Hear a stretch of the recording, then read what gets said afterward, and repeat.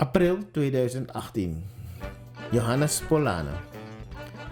Eerste Afro-Surinamer met eerste rang onderwijsbevoegdheid. Johannes Hendrik Nelson Polane bezocht de Sint Paulus School, lagere school en daarna de Hendrikschool, een MULO-school. Op de Hendrikschool, een school speciaal voor de elite van Suriname, was hij de eerste Afro-Surinaamse leerling. Na de Hendrikschool volgde hij de normaalschool, een lerarenopleiding. Suriname kende toen 4 graden van onderwijsbevoegdheid. 4e rang, 3e rang, 2e rang en 1e rang.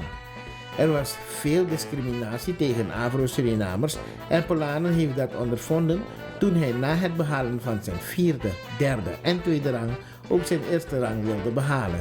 In 1910 legde hij voor de eerste keer het examen af voor de 1e rang. De examencommissie verklaarde zich na afloop echter onbevoegd om hem te beoordelen. In 1911 deed Polane weer examen en werd afgewezen. In 1912 deed hij voor de 3e keer het examen.